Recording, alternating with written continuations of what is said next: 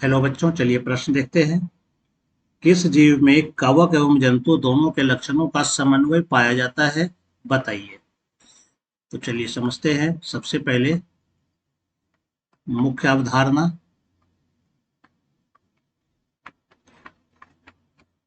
यहाँ पर बोला जा रहा है कि ऐसा जीव जिसमें कि कवक का भी लक्षण है और जंतु का भी लक्षण दोनों का होता है, तो यह मुख्य रूप से जो है पाया जाता है स्लाइम मोल्ड्स। यह स्लाइम मोल्ड्स प्रोटिस्टा जगत का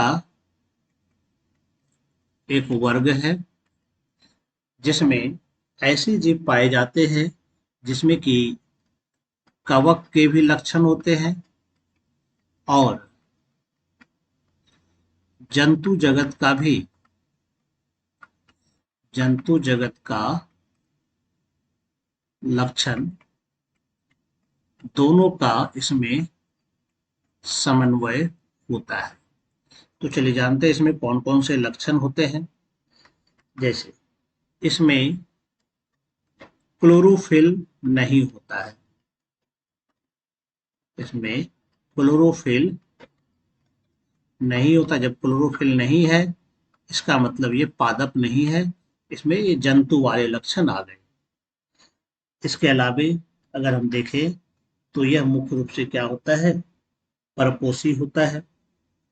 क्योंकि इसमें जब इसका वर्धी अवस्था रहता है तो वहां पर इसमें कोशिका भित्ति नहीं होती है।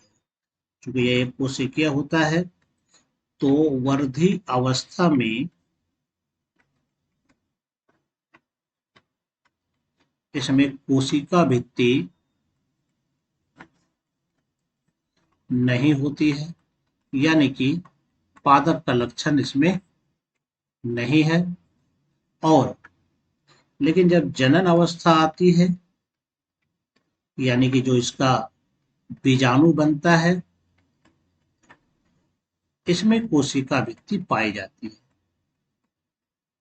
बीजाणु में कोशिका भित्ति पाई जाती है और सभी कवक में कोशिका भित्ति होती है। तो यह कह सकते हैं कि कवक का लक्षण है। इसके अलावे यह जो है फाइगोट्रॉफिक या सेप्रोट्रॉफिक पोषण होता है। इसमें जो है जो पोषण होता है फाइगोट्रॉफिक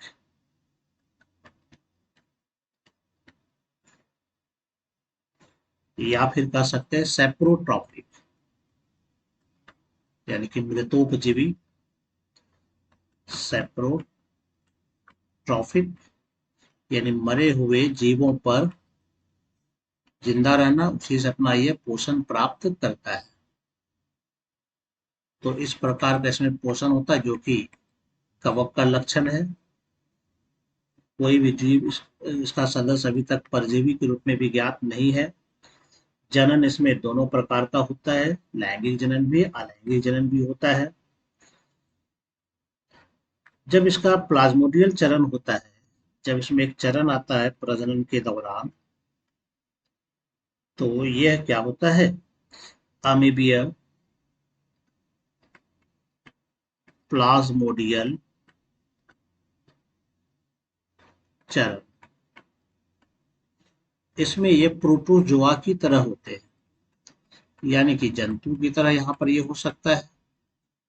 ये प्रोटोजोआ की तरह होते हैं, लेकिन जब इसमें बीजाणु का निर्माण होता है, बीजाणु निर्माण में यह कवक के समान होता है। तो हम ये कह सकते हैं कि इसमें दोनों के लक्षण मिल रहे हैं। क्योंकि इसमें क्लोरोफिल अगर नहीं है तो निश्चित रूप से यह क्या है, जंतु जगत का लक्षण होता है। इसके वर्धी अवस्था में कोशिका भित्ति नहीं होती है, लेकिन जब इसका बीजाणु अवस्था तो वहां पाई जाती है। इसमें जो पोषण होता है वो फागोट्रॉपिक होता है या सेप्रोट्रॉपिक होता है, यह भी बताता है कि इसमें जो है कवक का लक्षण है।